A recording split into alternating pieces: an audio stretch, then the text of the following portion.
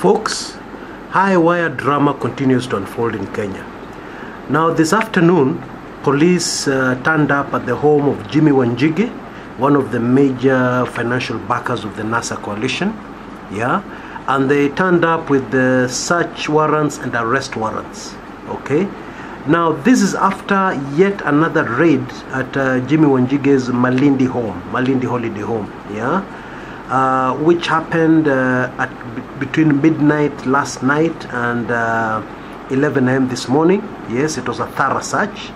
And police claimed that in that search in his Malindi home, they found 5 AK47 assault rifles and 93 rounds of ammunition. Okay, this they found in the Malindi home.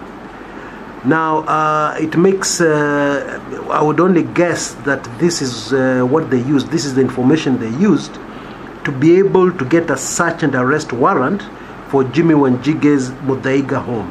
Okay, you know you can't just enter somebody's home, eh? Our new constitution is quite beautiful, yeah? You need a search warrant, yeah? And you need cause, yeah, for that search warrant to enter somebody's house. Therefore, this really worked out well. If in case the cops were looking for something in Bwana Wanjigi's Muthaiga home, yeah, you know, you never know. The times we live in, all sorts of funny things happen. Okay. Anyway, that is the situation. Now, I am quickly reminded of something that happened not too long ago. Now, I had to refer to an old post in my Kumekucha blog for the information. Okay. This is a post I did in December 6th, 2009. Anyway, it referred to a time during the Moi regime, yeah, as we were heading towards the end of single-party rule in Kenya. The Moi administration was very wary of the increased political activities of Jaramogi Oginga Odinga in the country. Yeah, those who know Kenya's history will know that this is one of the people who was at the forefront, yeah, of getting us back into multi-party, together with people like Ken Matiba and Charles Rubia, amongst others, yeah, James Orengo, Gitobi Manyara, etc., etc., yeah. But Jaramogi Oginga Odinga, Raila's father, was one of these people. Now, the particular incident, which is related to this latest incident, yeah, as you will find out how in a minute, because the government was wary, what happened is that the intelligence service sent people to plant guns in Jaramogi's farm in Nyanza. Okay? Now, it's very interesting. This one didn't work out because what happened, they did it in the dead of the night. Yeah? And what happened was that just as in the process of planting the guns, digging the holes and planting the guns, Jaramogi just appeared and he asked them, "What are you doing?" Now, there are a lot of beliefs amongst the Luo connected to this incident. Many said that the late Jaramogi had magical powers, therefore he was able to see these people, and that's why he woke up and confronted them, and their mission failed. But anyway, that's not my point here. My point here is that this is an old trick. Yeah, this seems to be an old trick, and I'm just wondering, hey, we intelligence officer ambayo unapanganga hii maneno, hiyo miaka yote hujaenda retire? Anyway, let's get serious. Now, Jimmy Wanjigi is a very intelligent person.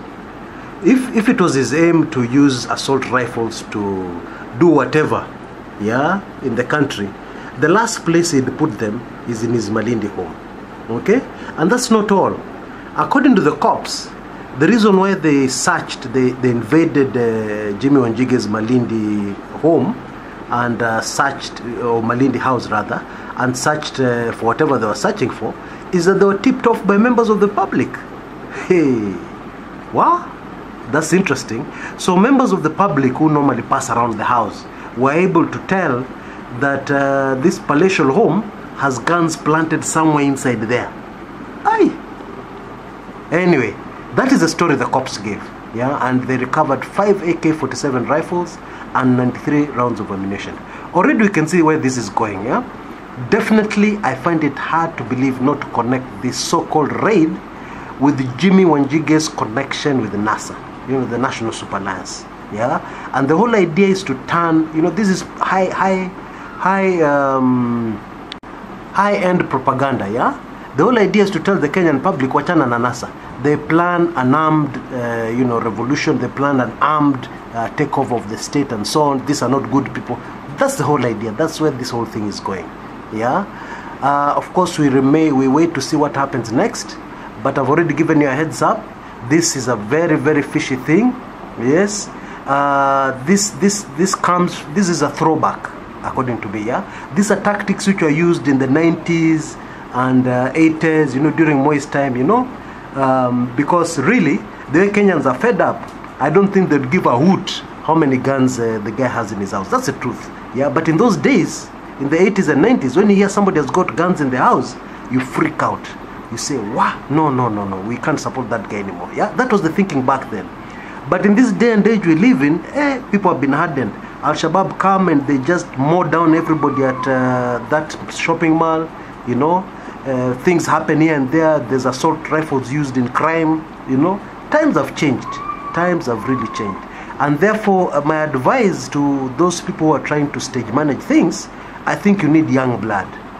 Wazee wa Moi, siku za Moi 90s, let them go home and rest. Yeah, because really, this is a very old trick which no longer works. Now, incidentally, I'll be doing a recording later about how all these decisions seem to be taken by somebody from the past. It's like a ghost from the past who's coming to hover over what Jubilee does and things we see happening in the country, and tactics and political tactics and propaganda tactics. All of them seem to be throwbacks. And this latest one of having guns discovered is just proof that I was on the right track when I was trying to follow up that for a major recording here on this channel. Okay? But that's it for now. Until next time, this is Kshs Kumekucha.